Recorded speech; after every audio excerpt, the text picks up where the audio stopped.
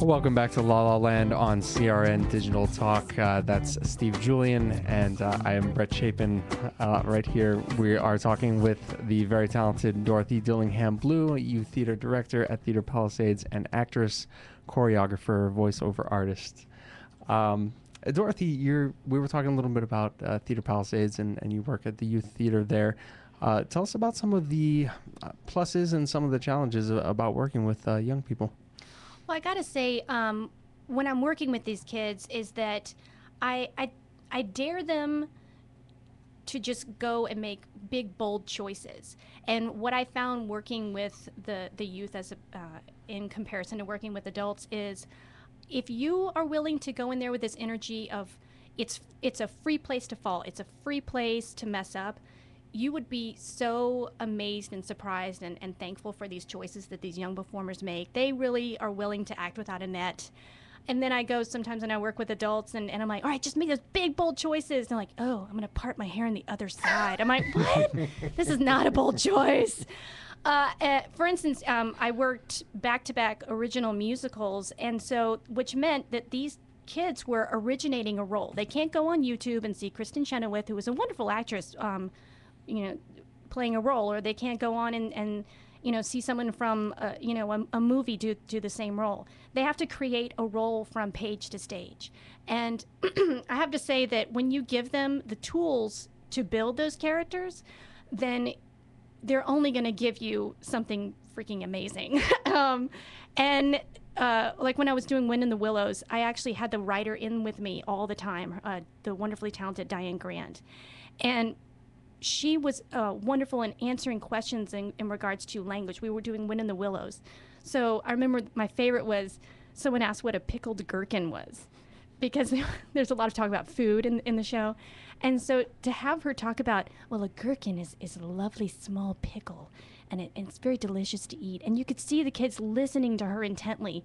And the next time pickled gherkin was said on stage, it was the most delicious sounding thing coming from their mouths. You could tell that they were just like, pickled gherkins, and they were just going out there with it. I also find that if you give them a physical reference to what they're doing, to what they need to portray on stage, then they have such a wonderful thing to fall back on and sit on. So I do a lot of animal work, saying, okay, here's this character, and they tend to be a little flighty. They may kind of jump from here to there.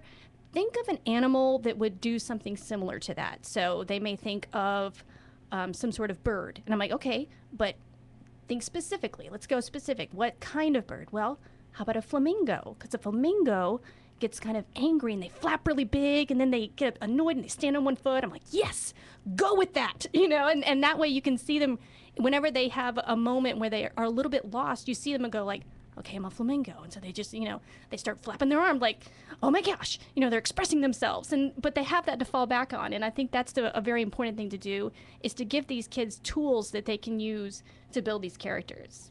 Do you have young actors who come to theater as a refuge? Absolutely.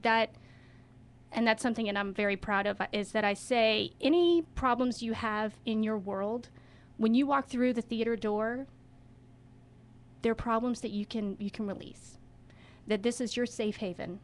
This is your place to let go of that argument that you have with your brother, to let go of maybe a sadness that you have of a friendship that has gone away. We live in a world where, the divorce rate is really high. And I'm going to get a little emotional. I had a kid come in, and I noticed she was kind of shell-shocked looking. And I said, what's wrong? And she says, I'm so sorry I'm late, but my mom is fighting with my dad. And she couldn't really express herself. And I'm a child of divorce myself. And I said, is it hard when the rules are different at each home? And she said, yes. I don't know what the rules are supposed to be. I don't know when I'm breaking a rule. And she started to get emotional. And I said, you know what? You can cry. Why don't you have a nice, good cry? And so she did. I said, here's this corner. Have some fresh air. You go cry it out, girl. And when you're ready to come back, you come back. And if that's what theater can do, then that's why I'm here. Don't tell me theater doesn't change lives. It does. Yeah. It does. Absolutely. For information on Dorothy, you can visit her website, dorothydillinghamblue.voice123.com. You can also send her an email at Theater Palisades. And thanks so much for coming in, Dorothy, Hey, and no talking to us. problem. We'll be back to talk with Tony Teresi, Catherine Lydon, and Laura Doucette of the show Rabbit Hole at Theater Palisades. If you have any questions for them, give us a call at 1-800-336-2225. I'm here with the great Steve Julian from KPCC. And we'll be back on La La Land with Brett and Steve on CRN Digital Talk.